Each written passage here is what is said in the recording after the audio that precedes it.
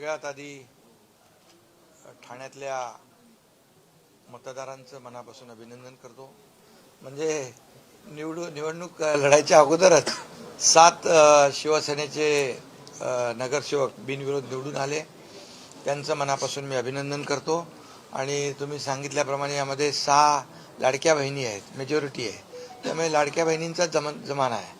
आणि लाडक्या बहिणी या महापालिकेच्या निवडणुकीमध्ये संपूर्ण महाराष्ट्रामध्ये चमत्कार दाखवतील आणि जो विधानसभेत दाखवलेला आहे. कल्याण डोंबिवलीत देखील 6 शिवसेनेचे नगरसेवक बिनविरोध निवडून आलेत आणि जळगावमध्ये देखील बिनविरोध निवडून आलेत.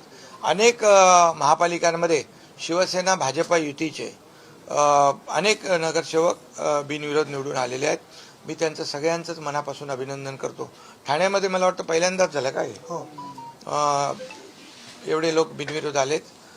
ठाणेकरांनी एक प्रकारे एक काय म्हणतो त्याला श्री गणेशा केलेला आहे.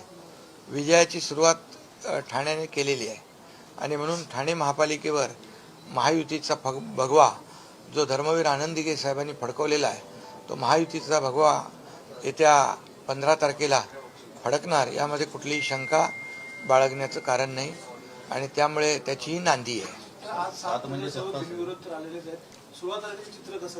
16 तारखेला मी सांगितलं ना की यामध्ये 100+ शिवसेना भाजपा युतीचे नगरसेवक ठाण्यामध्ये निवडून येतील आणि पूर्ण या ठिकाणी क्लिअर मेजॉरिटी थम्पिंग मेजॉरिटी ठाण्यामध्ये शिवसेना भाजपा युतीला मिळेल. कारण ठाणे हा महायुतीचा बालेकिल्ला आहे. धर्मवीर आनंद दिघे साहेबांनी या ठाण्यावर प्रचंड प्रेम केलं. ठाण्याच्या विकासामध्ये त्यांचा मोठा सिंहाचा वाटा आहे. हिंदू हृदय सम्राट बाळासाहेबांनी देखील ठाण्यावर प्रेम केलं. त्यामुळे ठाणेकर आणि शिवसेना हे समीकरण गेल्या अनेक वर्षाचं आहे.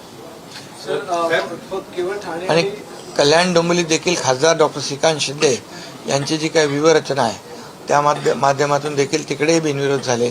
तिकडे भारतीय जनता पक्षाचे देखील बिनविरोध झाले. अनेक ठिकाणी हे बिनविरोध नगरसेवकांची संख्या मोठी आहे. आणि काही लोक म्हणतात हे बिनविरोध हे काय नवीन फॉर्म हे. तर ज्या ठिकाणी विरोधी पक्षातल्या लोकांना विश्वास असतो, खात्री असते की या ठिकाणी महायुतीचा उमेदवार निवडून येणार, जिंकून येणार कामाच्या जोरावर, त्या ठिकाणी लोक इतर पक्षाचे माघार घेतात आणि बिनविरोध होते. त्यामुळे त्यांना त्याचं काम जे आहे आमच्या उमेदवाराचं हे काम तिथं बोलतं आणि कामामुळे त्याची कामाची पोचपावती अशा प्रकारच्या बिनविरोध येण्याने सिद्ध होते. पराभवाची भूमिका भीती वगैरे ठीक आहे, परंतु शेवटी जिंकण्याची खात्री असावी लागते, विश्वास असावा लागतो. आणि त्यामुळे महायुतीने जे केलेलं काम जे आहे हे सर्वश्रुत आहे. त्या वॉर्डामध्ये माहीत असतं कोण जिंकणार आहे, जनता कोणाच्या पाठीशी आहे.